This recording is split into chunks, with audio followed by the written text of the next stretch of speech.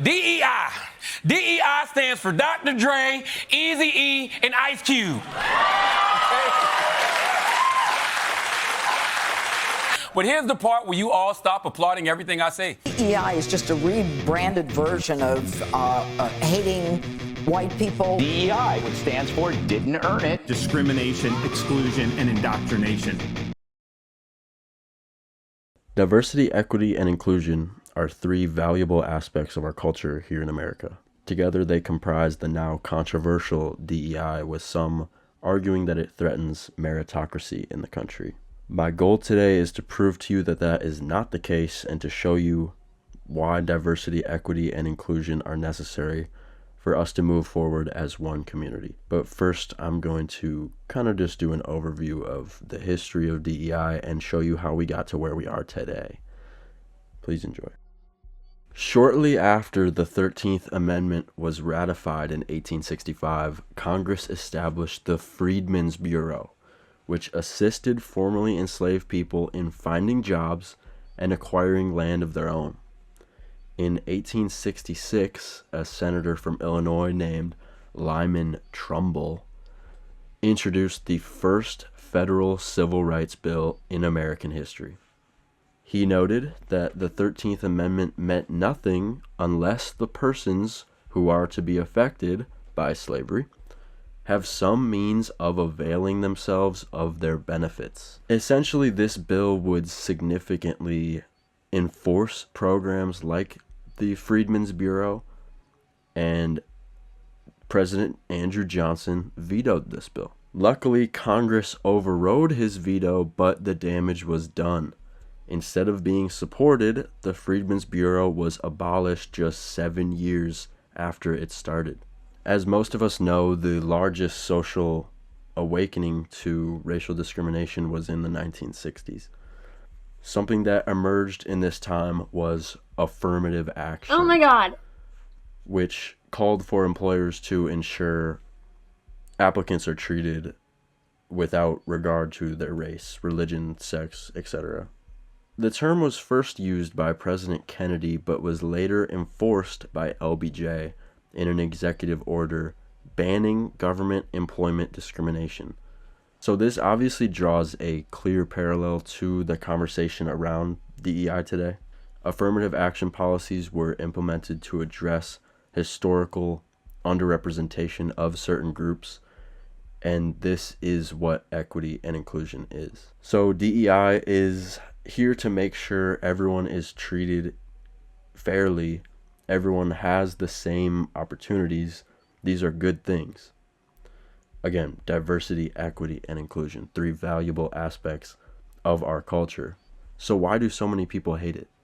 I'm going to explain the growing distaste for DEI, and I'm starting with some things that I agree are weird, but as you will see, the recent conversation has taken a darker turn.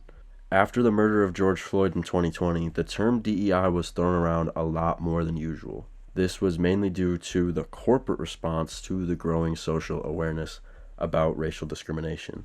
In reality, diversity was being employed as a corporate strategy. Instead of calling for justice following George Floyd's death, they opted to showcase how many minority peoples work at their company. New DEI programs were supposedly installed to address more fair hiring policies. The problem is that despite the seemingly good intentions, it was all mostly trash.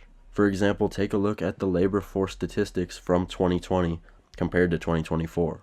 In 2020, white people made up a disproportionate 83% of all management positions.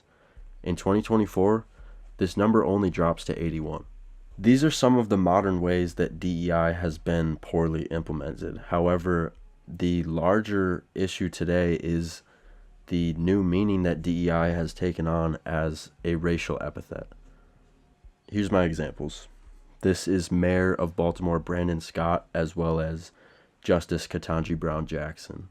I know this is just a Twitter post and a comment, but these highlight instances where DEI is being used as essentially a synonym for black person. In the case of Mayor Scott, this was after he addressed a bridge collapsing in the city which killed people.